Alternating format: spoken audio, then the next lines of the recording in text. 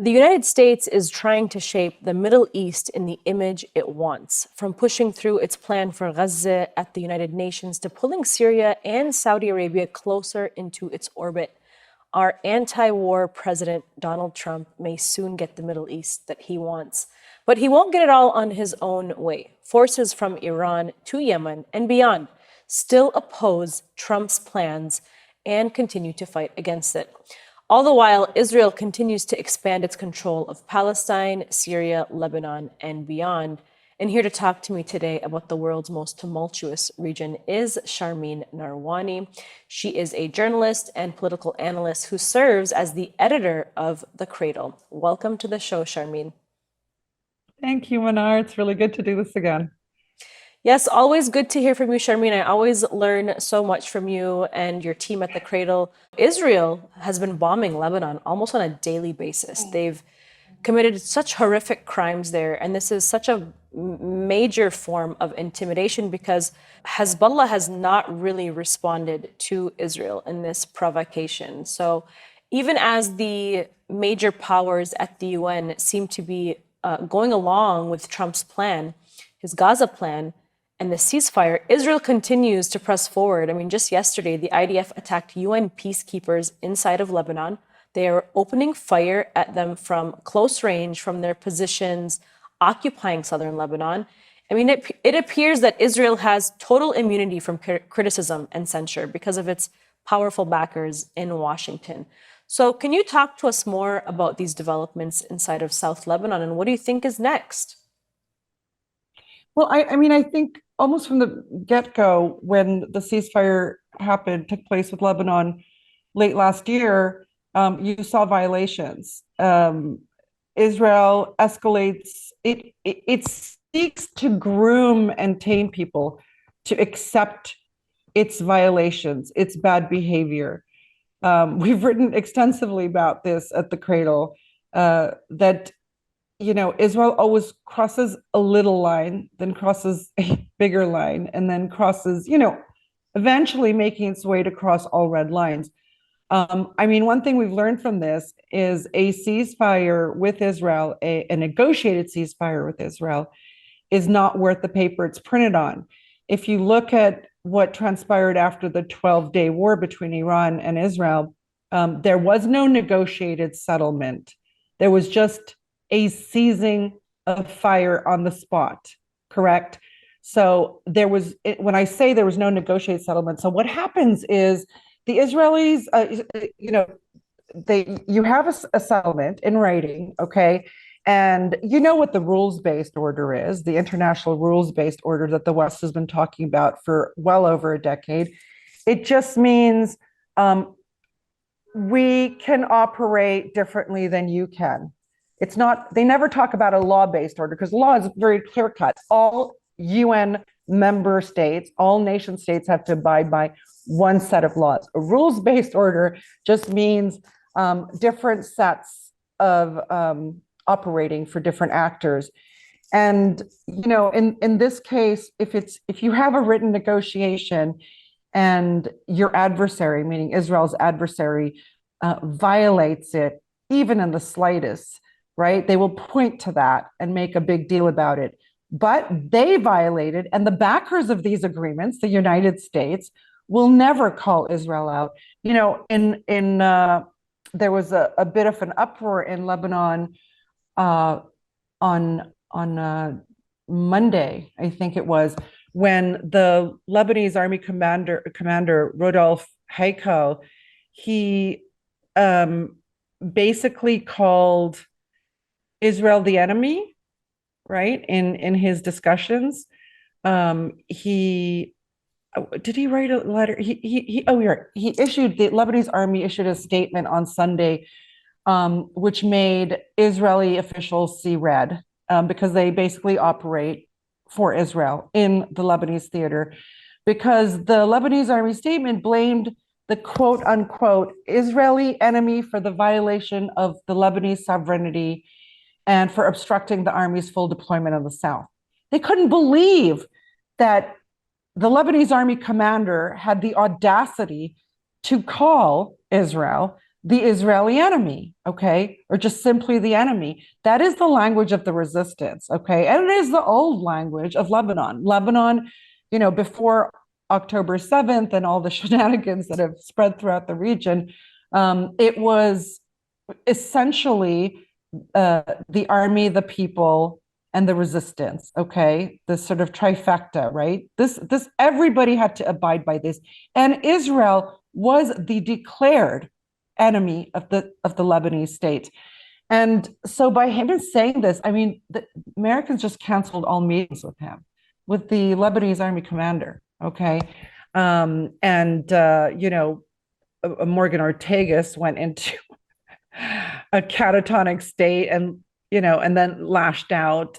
He has refused repeatedly U.S. demands to raid civilian homes in the south to search for Hezbollah's weapons. His argument is that if they do it once, this will only prompt Israel to come back and ask for more. It goes back to what I was saying earlier. Israel grooms and tames people to expect and accept its bad behavior. So he wasn't going to allow this to become normalized, right? Search this home, search that home, go under this tree, go under that grove. And in fact, the Lebanese army has complied by the agreement. They have gone in and disarmed weapons where they were identified, and they have done their own search and seizures, right? So they've been cooperative, and the resistance, as you point out, has not launched a single retaliatory strike back at Israel. This is why I think that negotiated settlements with this enemy or this set of enemies does us no good. You have to just cease fire with the understanding that the slightest provocation will restart the fire, right? So the onus cannot be placed back on us over and over again. So, of course, today, Israel is bombing Gaza left, right, and center. They always say it is, we withhold the right to basically, target our enemy and achieve our war goals, which is to eradicate Hamas. Well, you can't. There's a ceasefire. There's two sets of rules for both sides of these agreements, and one has the rules-based order behind it, and the other one is expected to cleave to those rules, and it's not working out. But in Lebanon, there's also, there's been talk, angry talk among Americans about replacing Nabi Berri, who is the Speaker of the House, a position reserved for Shia candidate in Lebanon, because everything in Lebanon is, based on sect. So the president is a Maronite Christian, the prime minister is a Sunni, and the speaker of parliament is a Shia. So they want to replace him, even though he's been a very, a friend of the Americans for many, many years. He's always had an open door to them, and he's been an important mediator between the resistance and others, opposing forces. So they want to erase him because he's not playing ball, but he can't. The thing is, at the Cradle, we were saying from the beginning, nobody's going to be able to enforce this American and Israeli desire to disarm the resistance. You might as well take out Joseph Aoun now, but if you put in someone like the right wing, Sabir Jaja, he still wouldn't be able to enforce it unless he kicked off a civil war, and then his side would probably lose, but Lebanon would be even more chaos. So the Americans are kicking and screaming, basically. They don't like the fact that, in their view, there's been no acceleration of disarming the resistance, but things have sort of stayed in place. The Lebanese are following the agreement to the letter. Okay, the Israelis are not allowing Lebanese army soldiers to deploy in certain areas. They're doing more and more territorial grabs, if anything, right? So at some point, I think it's important to push back against the American demands and be like, well, we can't move either way. It's very interesting. I was thinking, I was away from Lebanon for a few months, and on my way back, I was thinking, in a sense, that the only country that can maybe stop the Americans from greenlighting a complete Israeli escalation on Lebanon and a full-on war again is Saudi Arabia. This was always, the Saudis have always viewed Lebanon as their stomping ground. They exited the theater for a few years and now they've come back. But I think, like a lot of Arabs and Muslims in this region, there are discussions about the expanding Israeli threat. Israel's biggest mistake, and I think they acknowledge this now pretty much, at least internally, is trying to strike Qatar. That woke up Persian Gulf countries that were sort of like, being dragged along the Abraham Accords road, right? They realized that there was no stopping this country. There were no red lines. Israel saw no red lines. And so the Qataris got an apology from Netanyahu. You might not think that's a big deal, but how many people has Netanyahu ever apologized to? He was forced to apologize to the Qatari emir. The Qataris got out of this a U.S. defense pact, right? And they made a big shitstorm about this. The Qataris did not let this go. And so I think, there's people are, the Saudis certainly, after the hitting of Qatar, and they're no great friends, the Saudis and the Qataris, but the Saudis understood that you couldn't play ball with this administration. I don't know if you notice, a lot of people don't talk about this, Manar, but we understand that there's a Saudi condition on normalization with Israel. And it is not just a written agreement, a pathway to a Palestinian state, but actual movement towards the creation of a state. Okay. But the Saudis introduced new conditional language earlier this year that kind of went unnoticed. The Saudis specifically said, not with this Israeli cabinet. Okay. I think Trump has realized, I don't know if you saw the White House statement on the discussions between Trump and Saudi Crown Prince Mohammed bin Salman, but the White House issued a statement. It is such a strange statement. I mean, there's a lot of like, we set up an agreement to negotiate, blah, blah, blah. There's a lot of like things in the works, but nothing super clear cut. No major gain for the Saudis, no major gain certainly for the Americans. Any idea of normalization sounds like it's off the table now. I think the Saudis have stuck to their guns, and yet they got things from the Americans. The Americans are going to create nuclear facilities for Saudis, to enhance their electricity, domestic electricity needs. Of course, the Americans will never give enrichment capacity and capability to the Saudis directly. The Americans also gave the Saudis, an agreement to purchase F-35s. It seems that the Americans made a lot more concessions and the Saudis stood their ground. There's no clear-cut U.S. gain, certainly not for Israel on this, out of this. So I think basically the Saudis also don't want the Israelis in the south of Lebanon, in the south of Syria,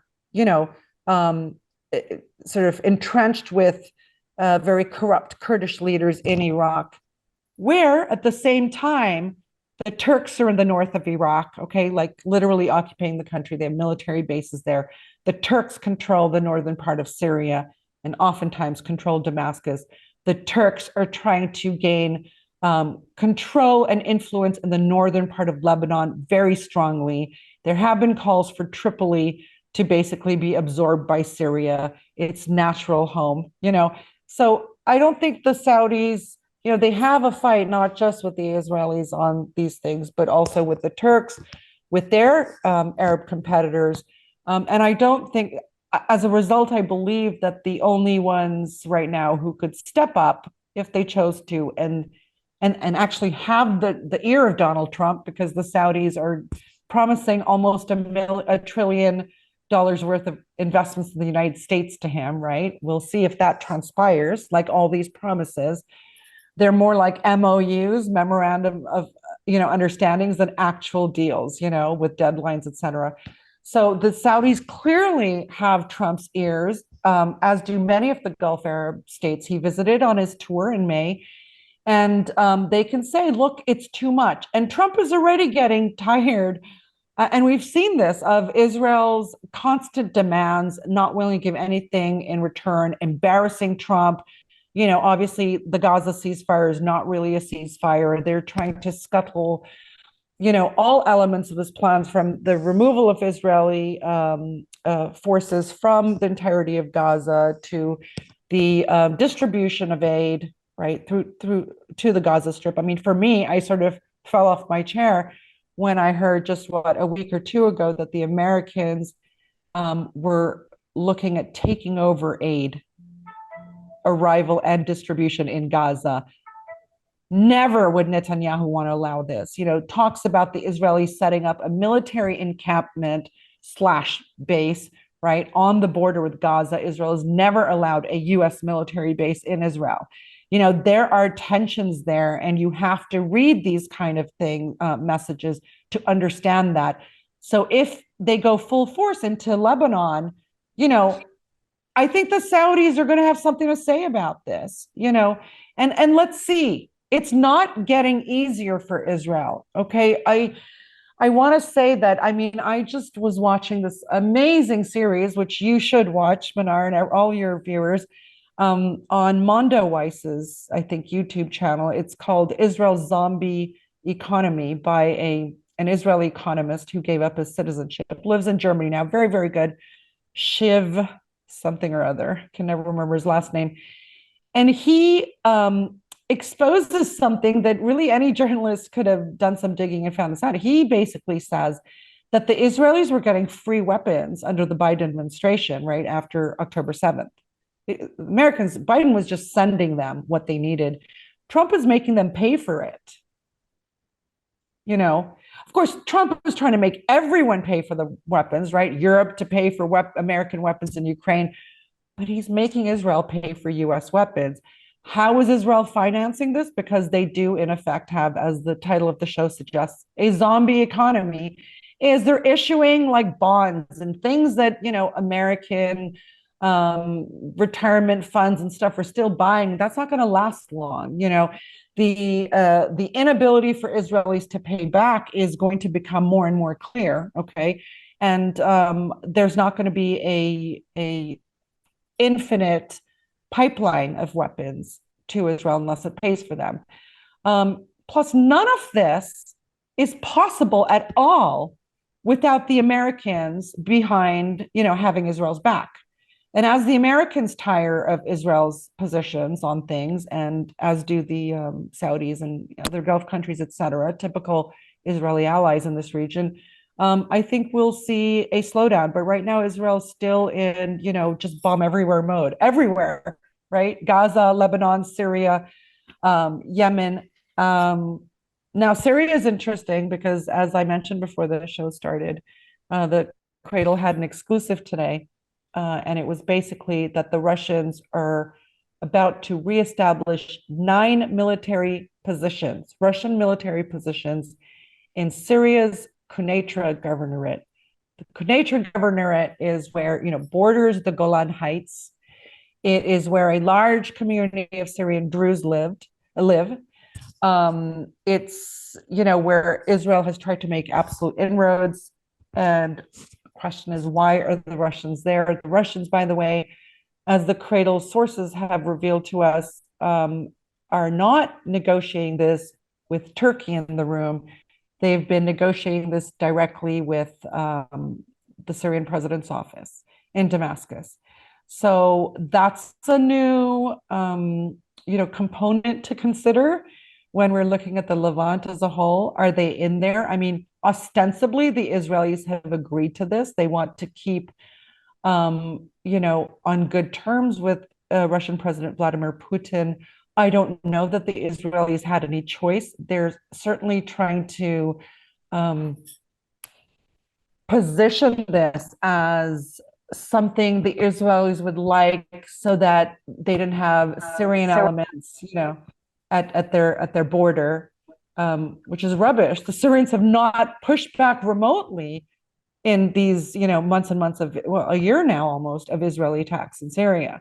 They're not afraid of Ahmad al-Shara and his forces, certainly not. But Ahmad al-Shara flew to Moscow to meet with Putin, right, in the fall, to ask for help because nobody would be able to stop the Israeli onslaught, especially with America never criticizing them, except the Russians. For instance, why have the UAE and basically all Arab countries refused to send in their military forces to act as peacekeepers in Gaza? Because they're brown and Israel will kill them without a thought, right?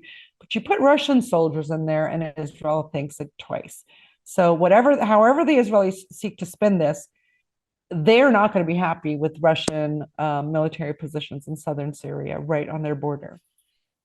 Well, Sharmine, you are just on fire today because you basically summed up an entire region for us and kind of beat me to some of the questions and answers that I was going to ask you about. But, there's a lot to unpack with everything that you talked about, from Saudi Arabia to the rules-based order being exposed. And I think what Israel really did in this genocide is, they've exposed, and the way that the United States responded, this genocide exposed the moral depravity of the so-called rules-based order, and that the rules are only applying to a certain group of people and not to others, just like you described. And the really beautiful thing about that is that humanity has woken up to the true face of U.S. and Israeli imperialism. And I find it really interesting that you mentioned that Biden was just giving away these weapons to Israel as Israel needed them, while Trump is now forcing Israel to pay for these weapons, and that Saudi Arabia is kind of one of the main drivers of the foreign policy situation inside of the Middle East. And so I think when we looked at the coverage coming from corporate mainstream media with Trump's meeting with MBS, the main focus of the coverage was about MBS's his comments on Khashoggi. Jamal Khashoggi's murder by the Saudis, which, by the way, they installed the NSO's Pegasus software on his phone to track him and then to kill him. But the main conversation about Israel and the Abraham Accords and what they really wanted for Syria wasn't really talked about within mainstream coverage. And so you touched on that, but I want to actually focus on some of that a little bit more because Saudi Arabia does have a heavy hand when it comes to what takes place in the Middle East. A lot of people, they look at the UAE as now kind of leading the way. But I think the UAE really just mirrors whatever Israel wants at this point. I mean, they've become like their little puppy where they can just do whatever Israel wants in terms of security and negotiations. But Saudi Arabia actually does have a bit of a stronger hand in influencing U.S. foreign policy. And so if you can just talk a little bit more about that, and what did Saudi Arabia really get out of this meeting with Trump these past couple of days, and what it could mean for Syria? Well, I think that, like I said, the Saudis kind of got some things they'd been asking for a really long time, without there being a clear U.S. reward for it. I mean, like I said, Trump said we're getting almost $1 trillion from the Saudis, which is up from the $600 billion promised earlier. Where is that?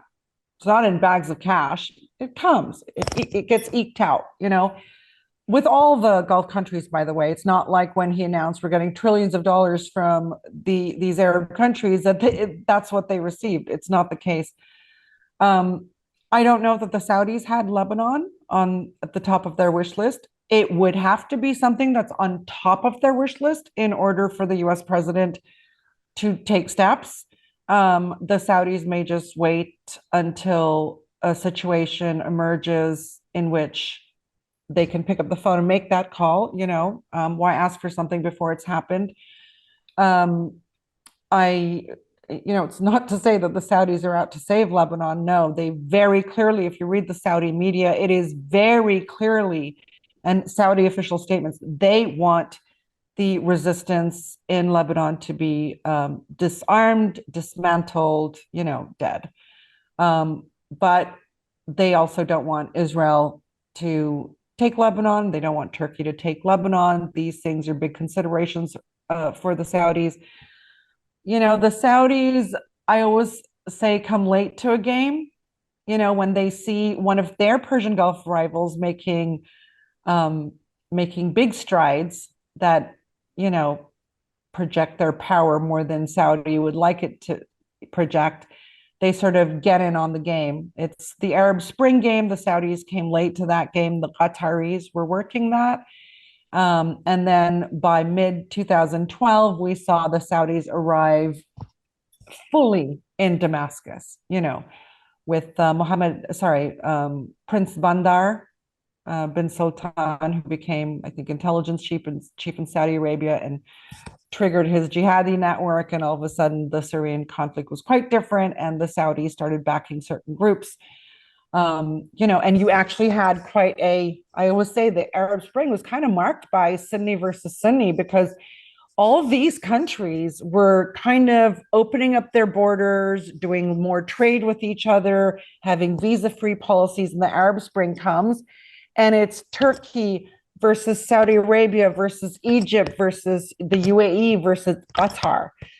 All of them trying to get the upper hand and become the big player, to take the mantle of Egypt, for instance, which has long been, the leader of the Arab world. Where is Egypt today? The Arab Spring put a kibosh to that, So there's, I don't know that the Saudis got anything of worth. We don't know what was discussed.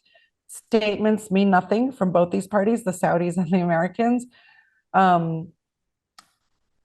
I would like to think that the unnoticed Saudi condition, which was no normalization with this cabinet, is being heard loud and clear in Trump's White House, because there's nothing can change with this cabinet and this Israeli prime minister, but everything can change with a new Israeli prime minister and a new cabinet. Okay. Netanyahu undermines all his allies. He's always done so and doesn't care. Other Israeli officials would not be quite the same. Let's see what happens. In Israeli elections, Netanyahu still looks to be the most popular candidate, but can he put together a coalition government, or will his own allies scuttle it? Really, right now I'm just speculating a bunch of things. We know that the Saudis are, for instance, back to that discussion. So the Saudis, when Ahmad al-Shara, arrived in Damascus, the Qataris and Turks had essentially won Syria.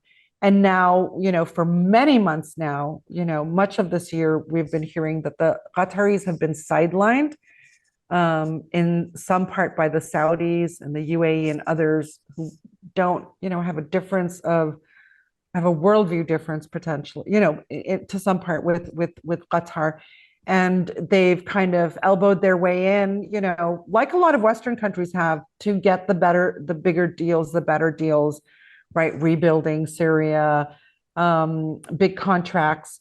But I met with a Western diplomat in Beirut yesterday who actually has the Lebanese and Syria file in his hands. And he was saying, he's asked me what I thought about Syria's economy and where it was heading. He said, right now, we essentially have a bunch of MOUs, meaning the will is there, the decision to do something is more or less on the table, but where's the money? Where, are things really being built in Syria? There was this big thing on social media, for the first time, 24 hours, all electricity in Damascus. But he even said, is that a PR thing? How long is that sustainable, given what we know about their economic state of affairs and their lack of infrastructure to support, 24-hour electricity throughout Syria, right? And who's going to pay for it? Are Syrians going to be paying? Where's the money? So there's a lot up in the air. And so obviously you see Ahmed al-Shara in every single capital of the world. He's become like the new Zelensky. He's out there with his begging cup and went so far to turn to Moscow because, like the Lebanese are realizing, the West and its allies never deliver anything. I mean, just watch Iraq, the amount of contracts that Western companies got to rebuild Iraq, to create infrastructure, to establish efficiencies. Nothing. I mean, GE had contracts worth billions of dollars, just sold one of its contract last year to the Chinese. Nothing was built. Nothing gets done with the West. And I think we're starting to sense that here. You know, I think Joseph Aoun, the Lebanese president, thought with the kind of momentum the Americans always give a sense that they have going, but it's just words, Manar. You know, I call it their kinetic energy. The Israelis and the Americans stay kinetic. There's not a day that goes by in the news cycle without us hearing a U.S. or an Israeli statement on something very pressing in the region, right? To scene set, to steal the narrative, to set the narrative.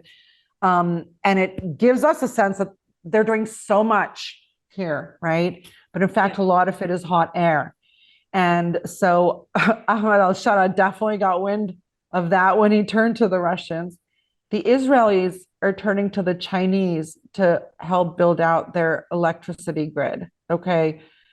You know, the Lebanese won't dare do anything that the Americans say no to, but that's going to change too, because nothing is moving here except Israeli violations getting worse and worse and worse. And of course, at some point, the resistance will respond, but the resistance will tell us that it's getting to a point where they're going to respond, to let people prepare, you know.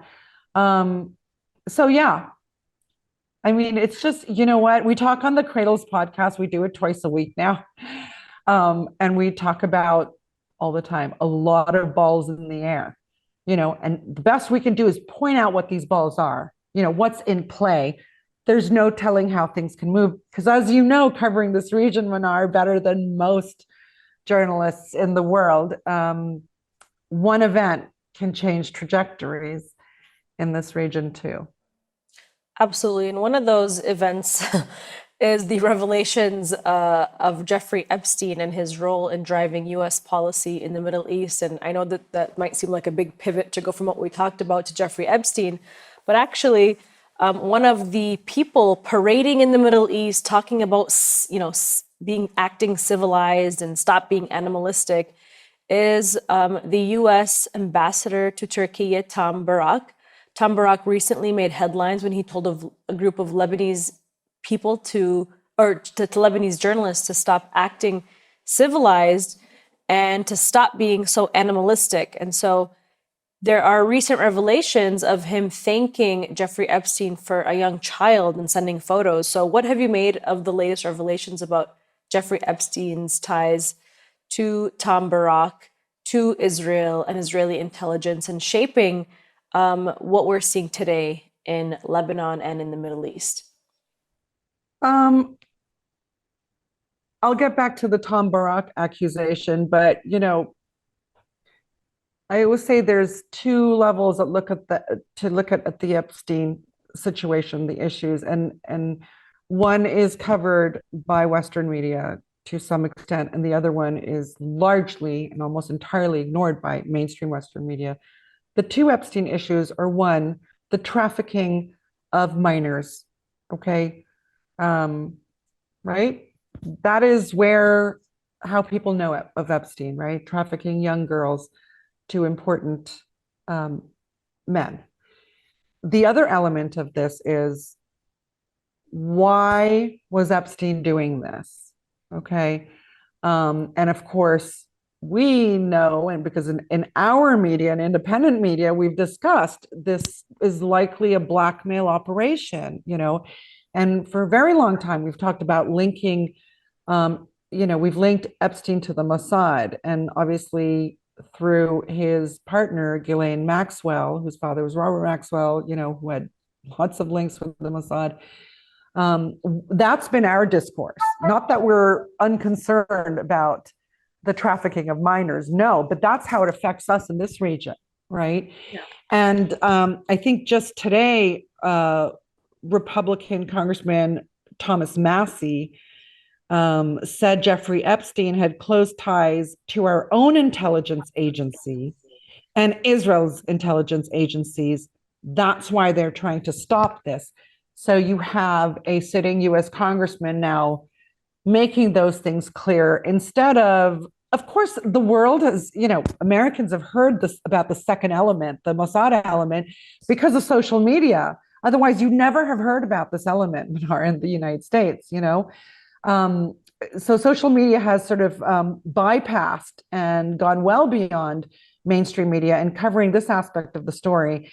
And by having people like that point to it and having this big surge in anti-Israel sentiment among the Republican and conservative right in America, with major media and political personalities coming out absolutely against Israel, not even neutral, but like against Israel, is a huge change. Now, I like that the emails mention people like Barak because he's an envoy for this region. He's not just a guy, right? I like that.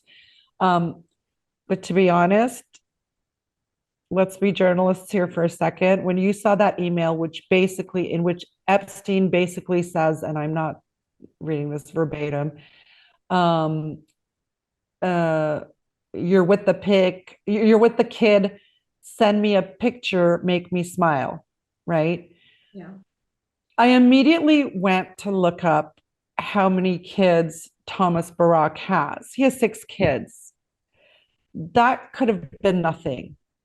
All right, like a big nothing burger. I actually hate that we do this because we undermine our own arguments. You're right to bring it up. We should be discussing it. And I don't know that he was talking about Barak's actual 6 kids, or if he was talking about a minor female who was sitting next to him at the time.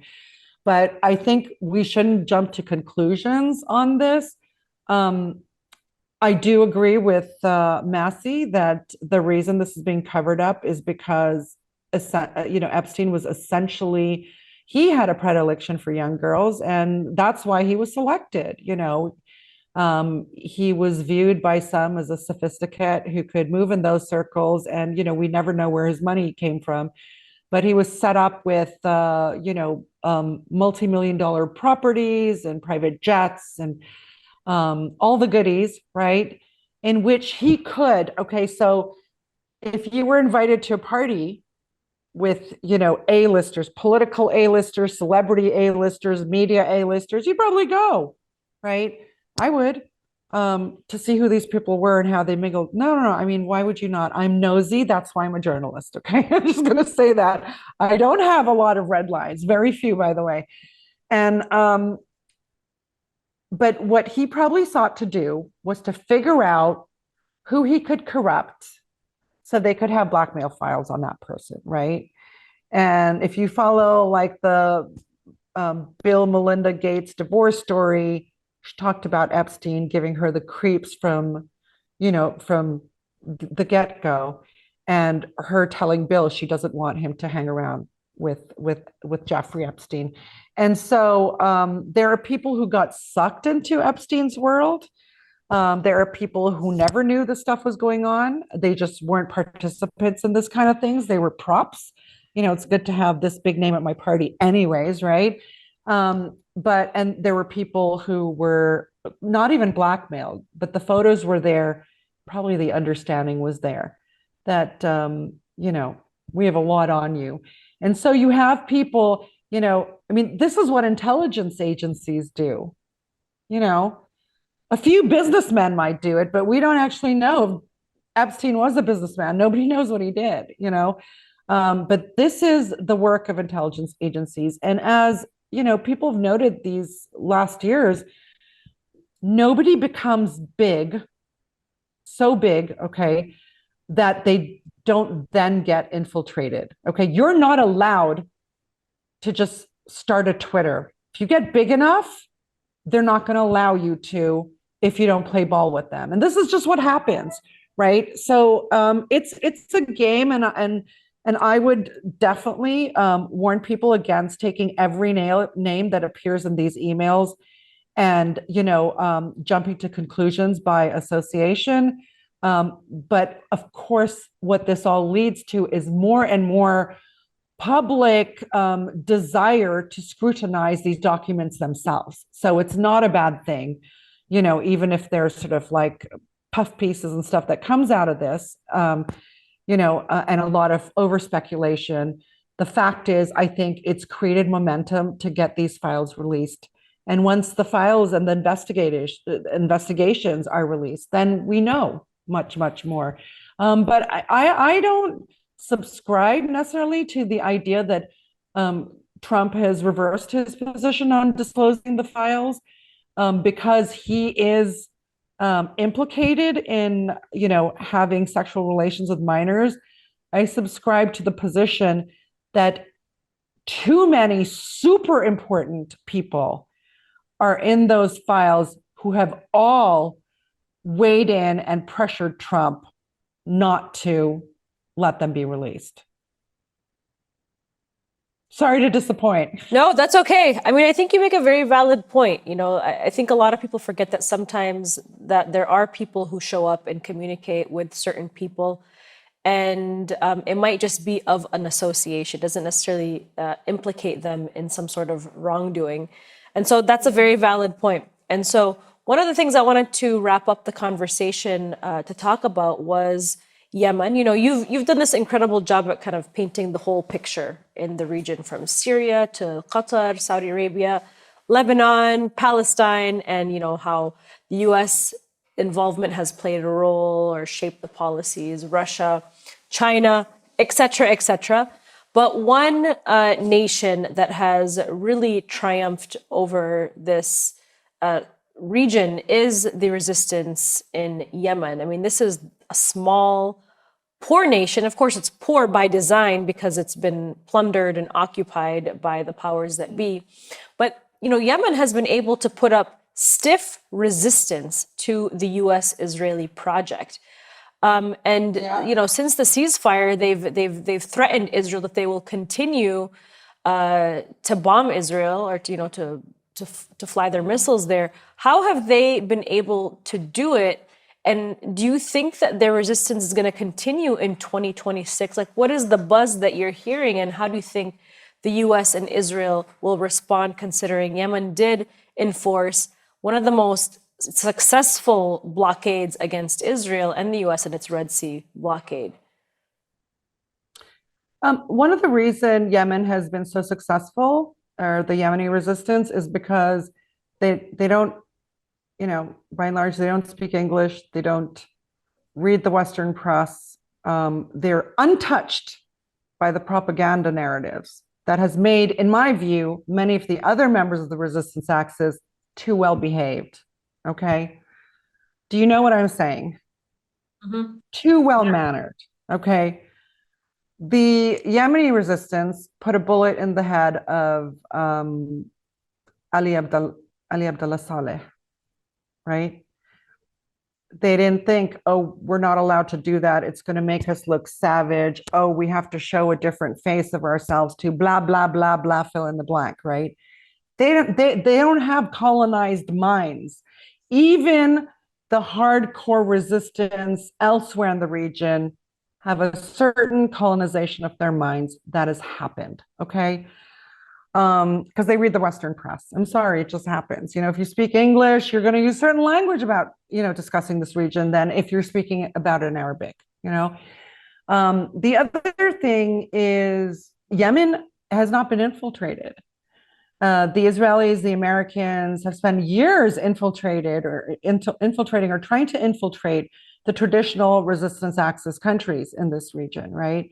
I mean, the internal security forces in Lebanon, fully infiltrated by British introduced software. I mean, any of these, Five Eyes countries plus Israel can view the data of every single Lebanese person with a mobile phone. It's ridiculous. It's ridiculous. Okay, they've infiltrated tracking devices in this country that through mobile towers that they've made sure the contracts haven't gone to Chinese manufacturers, but ones that they can infiltrate, from Western countries.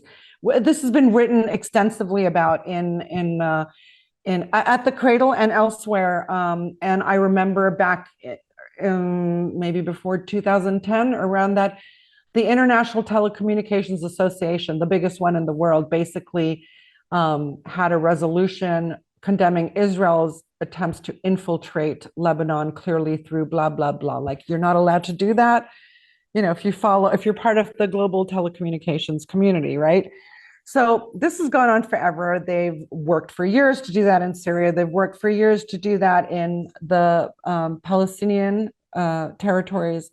They've worked to do that in Iran. We saw in this war the exposure of Israeli drone production facilities inside Iran that had been operational, I think, for 8 months prior, according to the Israelis.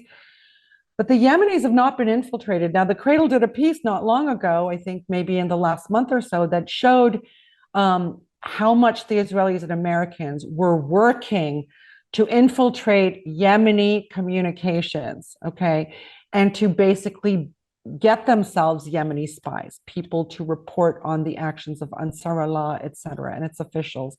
And they have struck and killed a number of these officials, right? But they've not been, this is all new, relatively new to them, right? Don't forget the Yemeni resistance kind of controls its own areas, right? And the Americans and the Israelis don't need to do the same in areas that are influenced by the Saudis and the Emiratis in southern Yemen. So essentially, they're just new at this game. They're going to do everything they can to infiltrate further, and we'll see. And that is why Yemen has acted the way it has.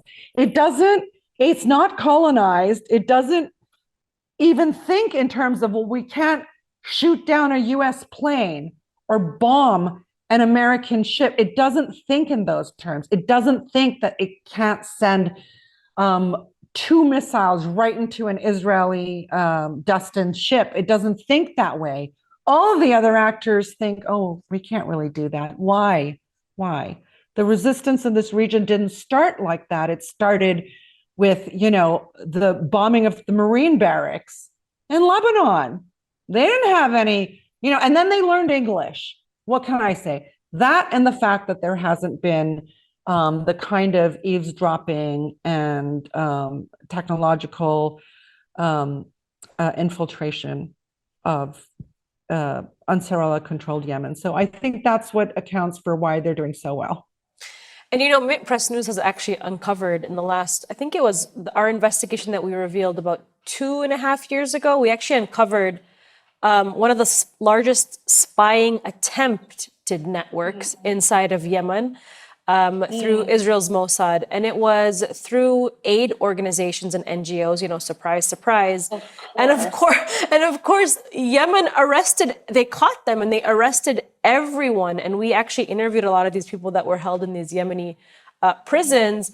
And a lot of them were Yemenis. And like you said, they were American taught, English taught, and they had come back to spy on Ansarallah. But what's really interesting about Yemen is that the genocide in Gaza united Yemenis across sectarian lines. A lot of the very militants and people that maybe would have aligned with Saudi Arabia or the UAE in the south put down their arms inside of Yemen to stand with Ansarallah. I mean, that's a huge... They defected. Yeah, they defected. This is the thing about Yemenis, from top to bottom, east to west, are anti-Israel and pro-Gaza. The propaganda just hasn't infiltrated there. Too many people didn't pay attention to Yemen. Yemen was always like the poorest country in the region, and then a hot war, and you just arm. It's an opportunity to arm your sides, and then again back, poorest country in the region, blah blah, and then another war. This is kind of how it's gone. Did they ever think the poorest country in the region could create its own domestic made missiles that were technologically advanced and would dare to strike, right, NATO or NATO aligned forces. They just didn't plan for it. That comes from arrogance. It also comes from a complete lack of understanding of this region. I always say, like, bomb everything, okay? Bomb everything in sight, and a resistance will grow that will destroy you. It's just, the more you come at us, the more people you get with the resistance. This is a fact. We don't have anywhere else to go. We are in this region attached to our land, okay? We love the smell of our fruit trees. Nothing smells like the fruit on our fruit trees. There is a sensory attachment to this land that comes from living on it for generations and generations, and even, dare I say, millennia, okay?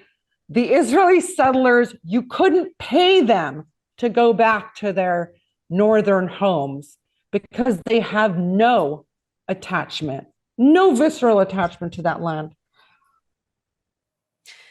Absolutely. And I wanted to ask you, you kind of began to get into that, but what are the sort of weapons and tactics that have made Ansarallah the resistance group that they are, that has stood up against the U.S.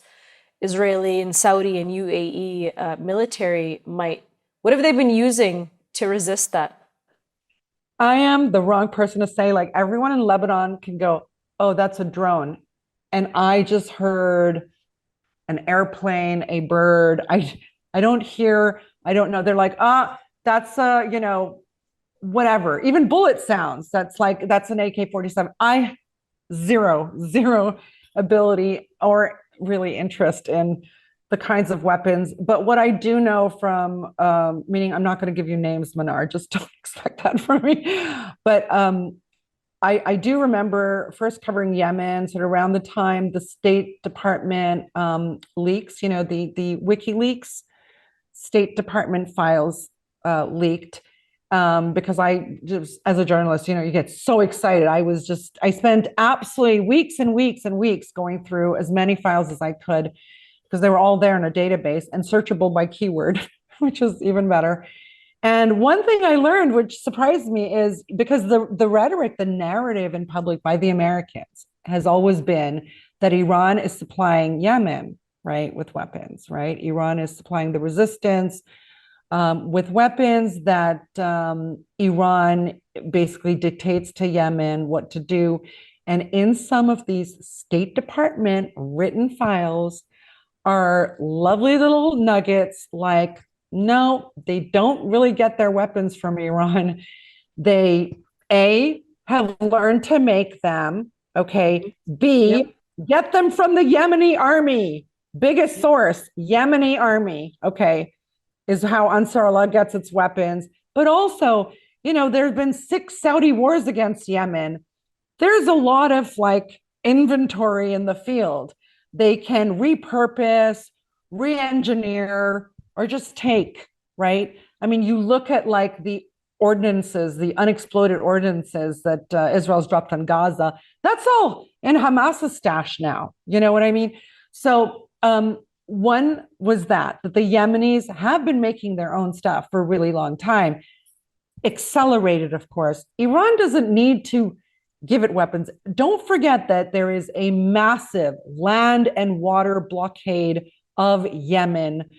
We're not going to have scuba divers moving missiles underwater across the Persian Gulf. Do you know what I mean? It's stupid for anyone to think that. And like I said, even back in 2010, the Americans in private were saying Iran doesn't supply Ansarallah. They make it their own, or they get it from the Yemeni army. The other part of this was, that they follow Iran's instructions, right? That Iran dictates to Yemen. In the State Department files, it said that, in fact, no, most Yemenis don't follow Ali Khamenei as their marja, okay, as their own personally selected Shia spiritual leader. They also said that about Bahrain, because, right, Iran is funding and arming and whatever the opposition in Bahrain, because Bahrain is a Shia majority country. And it was like they're taking instruction from Iran. But the State Department cable said, no, in fact, Sheikh Isa, something or other, most Bahraini Shia follow him and not at all Ali Khamenei. And they follow other Shia Marja in the region, but by no stretch of the imagination is it the Iranian supreme leader who is, the majority followed. So a lot of this is just plain rhetoric. The Yemenis have, Ansarallah has risen again. Like I said, resistance will come if you hurt people who live on the land, right? They're sort of like from the mountainous northern areas, right? And you keep attacking them instead of giving them a seat at the table. They just wanted representation. Ansarallah represented the Arab Spring in Yemen when we were all cheering on the Arab Spring in other states, from Tunisia to Egypt, etc. Ansarallah was driving the Arab Spring in Yemen, and all they were saying is get rid of our Saudi-backed leader and just give us a seat at the table, and that was not allowed.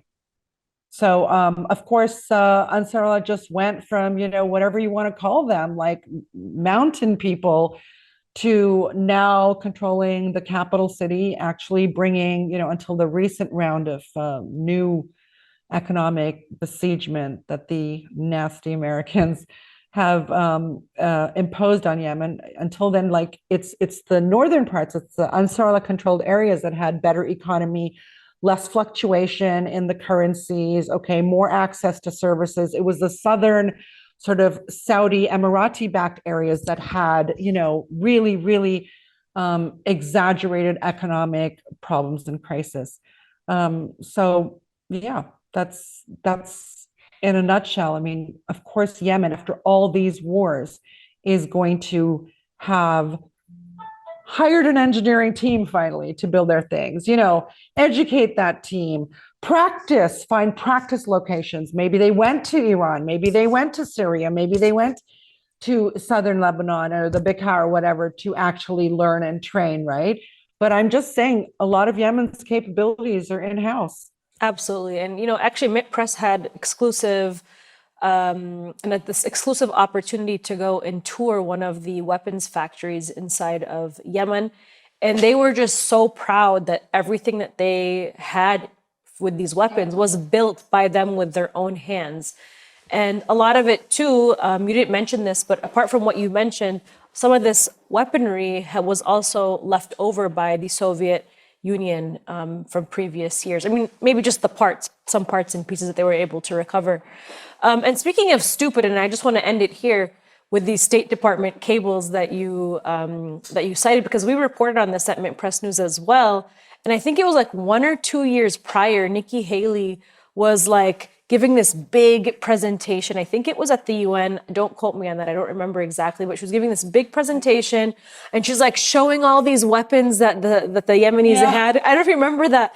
And she was saying, made in Iran. She kept saying these are made in Iran. And I love that you said written in English, no less. Do they think? Well, of course we're stupid. I mean, most people have been stupid. But as you said earlier, it's Gaza that has brought down all the veils. I mean, not just on the lies of the rules-based order, but those who claim to be, representative of human rights and freedom of speech and all these things, right? But I just, back to the Yemen point really quickly. It's, I think what people think, you've cut off the land route potentially between Iran and Lebanon, right, for the transportation of weapons. But we all know that Hezbollah was producing weapons inside of Lebanon very openly. We know that. And what is different between Yemen and Lebanon? Lebanon has a population of 4 or 5 million, right, who live here.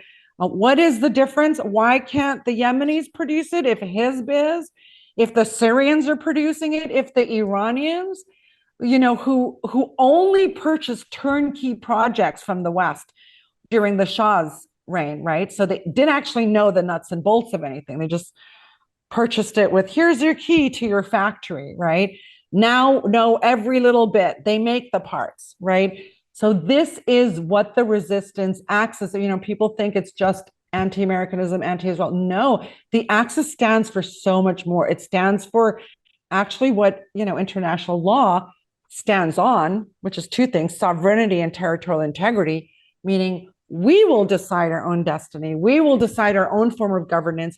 We will decide the structure of our economy, the partners we will trade with, the nations we choose to ally with and have special relationships with. You don't dictate to us. Right now, the Americans are dictating everything in Lebanon. Everything. You can't have Iranian flights here. You can't have Iranian cornflakes. It's too much. So, of course, this axis has always been primarily for self-sufficiency. It is why Iran did not agree to a mutual defense pact with Russia. They don't also want any country, even a close ally who can help it, maybe in a future war with Israel or the United States, to have a base in Iran. And the Yemenis won't allow it either. Do you see any Iranian bases or Hezbollah bases in Sana'a? You don't. This is not how the axis works. Self-sufficiency is key. And by the way, it was a driving principle, a tenet of late Quds Force Commander Qasem Soleimani, is that we do not want to create dependencies with our allies. Okay, Iran could have made a lot of money forever creating dependencies like the West has, right? Iran wanted their allies to be totally self-sufficient. So that's why we know the Yemenis are creating their own stuff, and that Hezbollah will continue to do that and don't need the Syrian roots. Okay, Sharmine, we have so much more to talk about, but unfortunately we don't have enough time. We didn't even get to talk about Sudan, of course, and how that plays into the axis of resistance, or it did at one point in its history, and how it's being, dismembered basically piece by piece. But we'll have you on again soon. It's always a pleasure to speak with you and learn from you, Sharmine, and hopefully we'll have you on again. Thank you so much. Thank you, Manar. Look forward to it.